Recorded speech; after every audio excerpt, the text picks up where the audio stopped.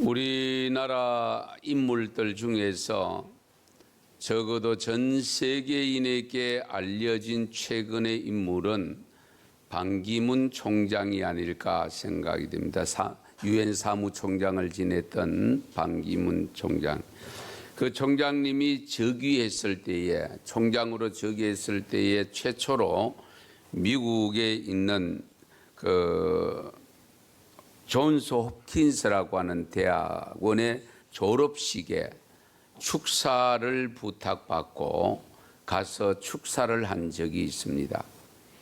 그 축사할 때에 삶의 의미를 얘기하면서 봉사하는 삶이 가장 위대한 삶입니다 하는 이야기를 학생들에게 하면서 얼마나 좋은 환경에서 좋은 집을 마련해서 살 것인가, 이런 데 신경 좀 쓰지 말고 정말 여러분들의 돕는 손길이 필요한 곳이 전 세계에 많이 산재되어 있는데 그런 곳에 가서 봉사하는 그런 모습으로 살았으면 좋겠다.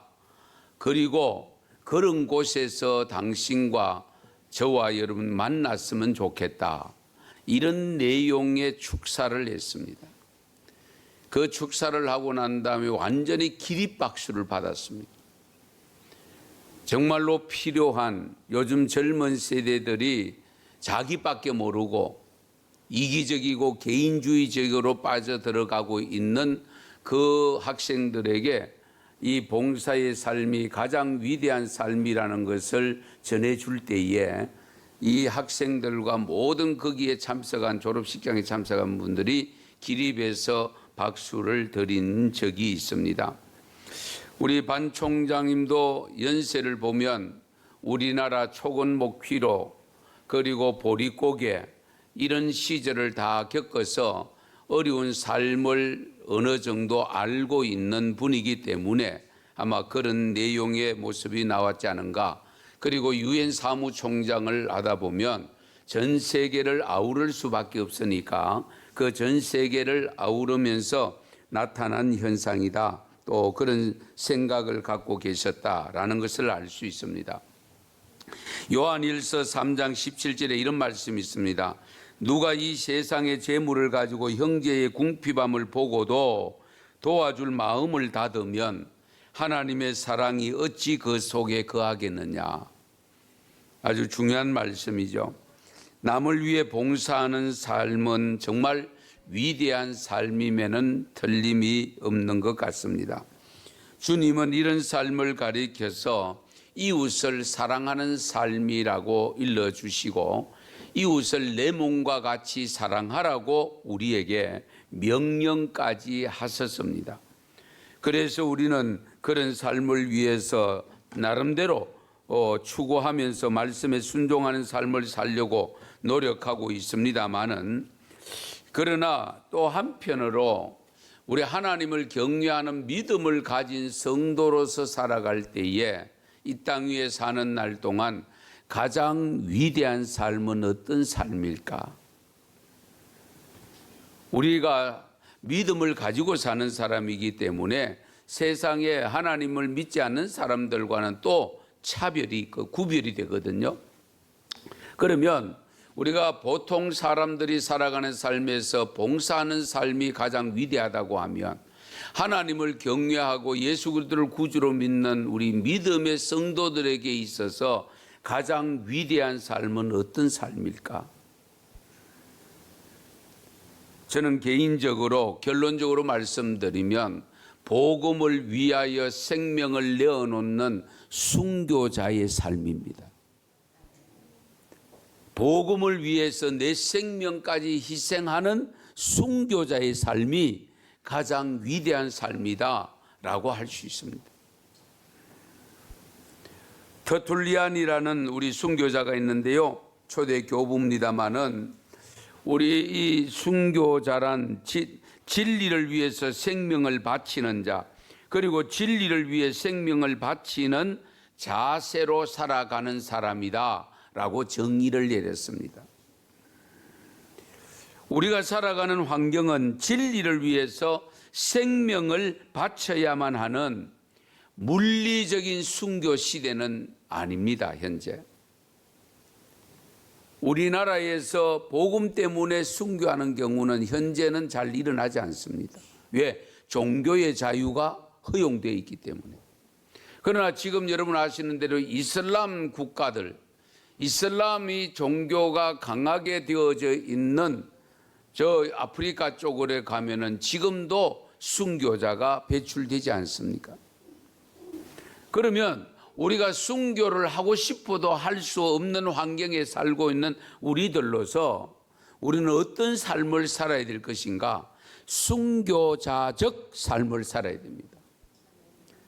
순교할 수 있는 환경이 되지 않았지만은 그러나 복음을 위해서 하나님께서 우리에게 주신 말씀을 순종하는 삶에 의해서 순교자적 정신을 가지고 살아야 된다, 그 말씀입니다.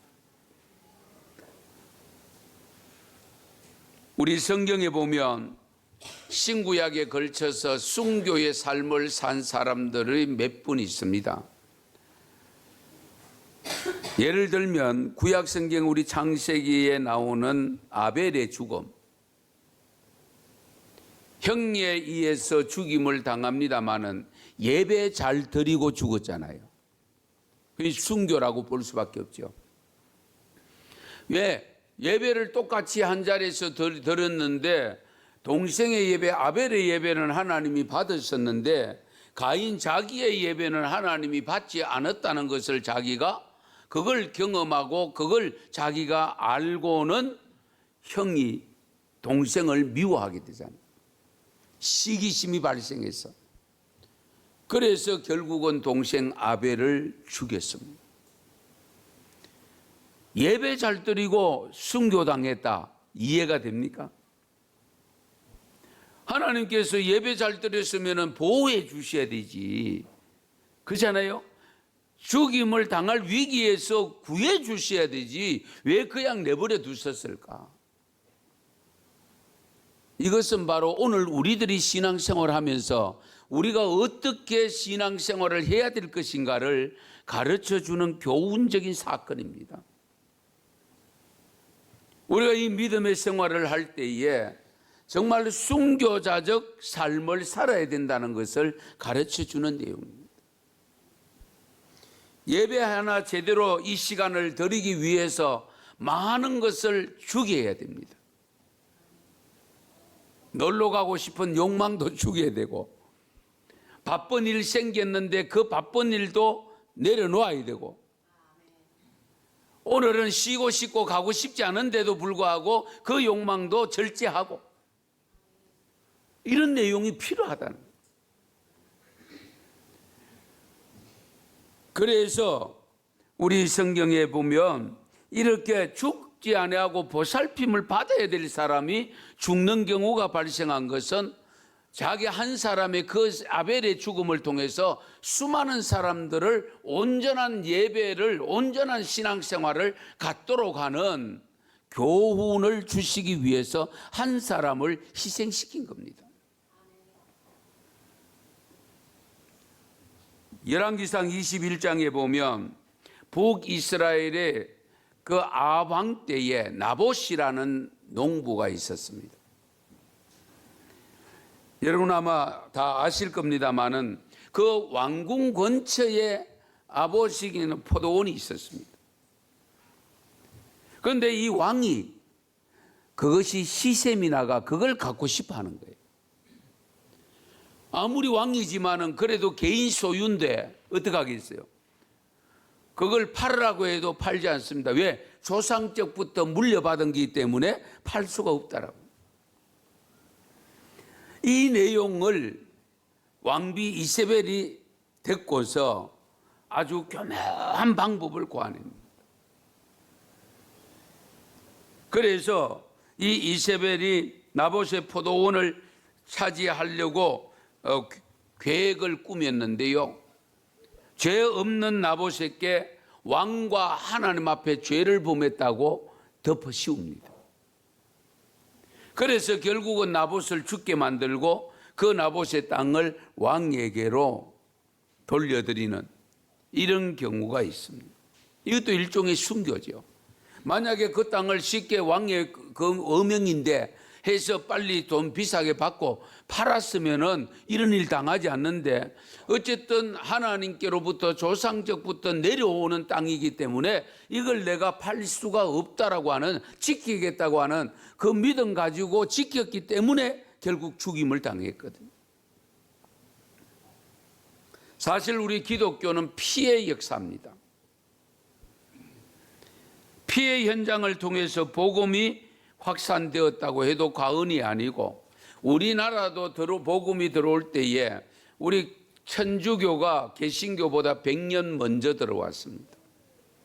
100년 먼저 들어왔기 때문에 천주교의 순교가 우리 개신교의 순교보다 훨씬 많습니다. 여러분 잘 아시는 대로 이런 역사 속에서 우리가 피 흘림의 열매를 우리가 누리고 있고 먹고 있다는 것을 잊어서는 안 됩니다. 그냥 주어진 게 아닙니다.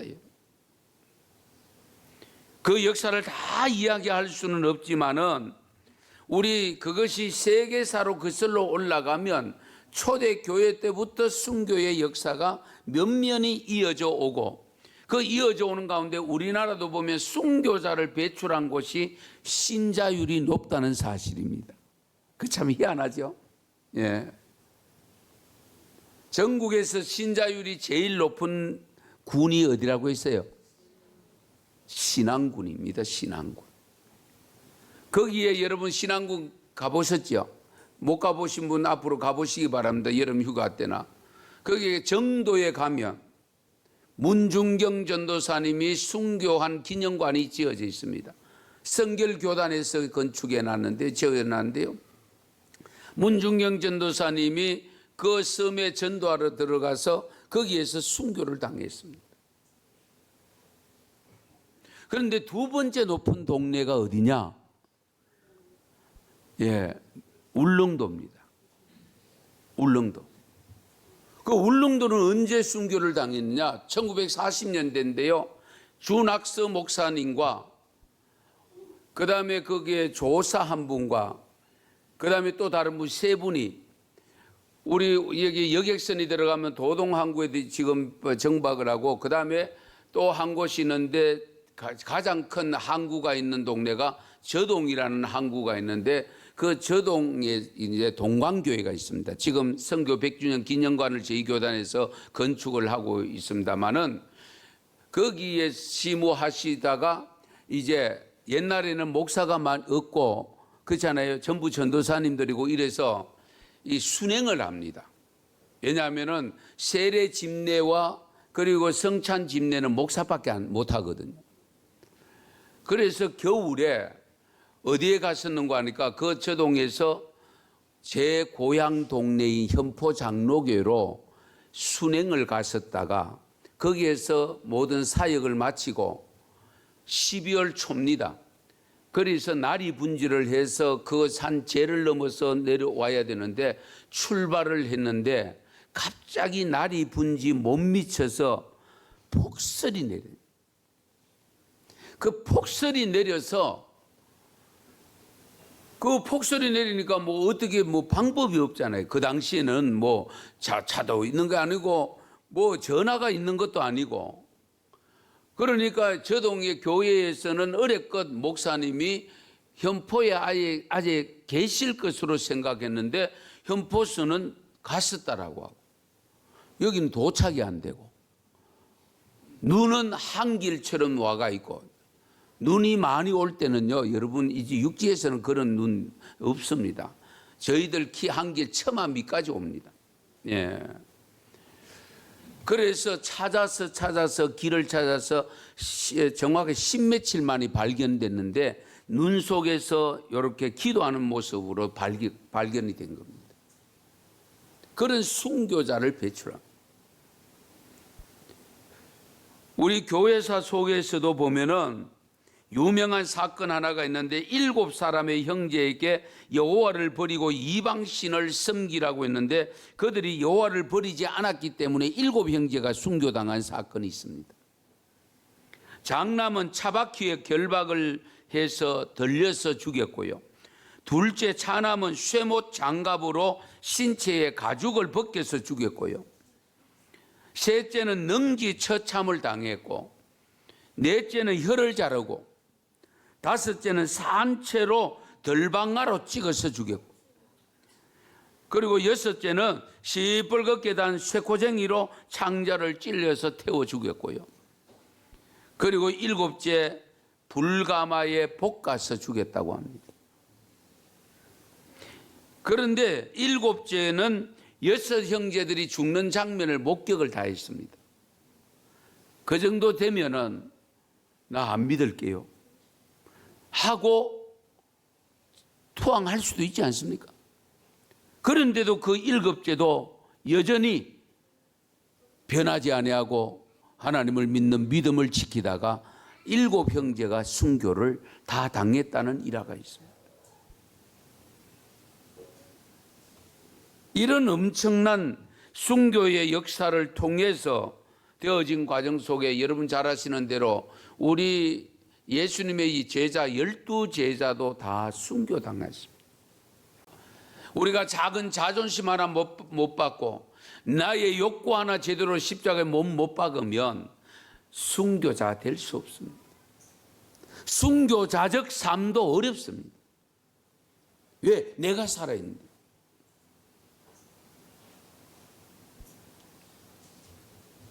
그래서 마태복음 16장 25절 26절 말씀 또 같이 읽겠습니다. 누구든지 제 목숨을 구원하고자 하면 잃을 것이요 누구든지 나를 위하여 제 목숨을 잃으면 찾으리라. 사람이 만일 온 천하를 얻고도 제 목숨을 잃으면 무엇이 유익하리요? 사람이 무엇을 주고 제 목숨과 바꾸겠느냐? 아멘. 이것을 우리가 살고자 하는 자는 죽고 죽고자 하는 자는 산다는 그런 내용이죠. 우리가 이 삶을 우리가 항상 염두에 두셔야 됩니다. 여러 가지 순교에 대한 이야기는 더 많이 있겠습니다만은 오늘 주신 말씀 우리 사도행전 20장 주신 말씀을 보시면 이것도 고백이죠. 이제 내가 성령에 매여 예루살렘으로 간다. 성령에 매여. 그리고 예루살렘을 가는데 거기 무슨 일이 일어날는지 나는 잘 모른다. 다만 성령이 감동을 받은 성도들에게 각 성에, 잘 들으세요. 그 당시에 각 여러 성에 이미 예수 그리스도를 영접해서 성령이 충만한 사람들이 살고 있는 그들에게 여러 가지 환상이 나타났다는 겁니다. 어떤 환상이 나타났느냐? 거기 보면은 그들이 정언하기를 결박과 환란이 나를 기다린다 하시나.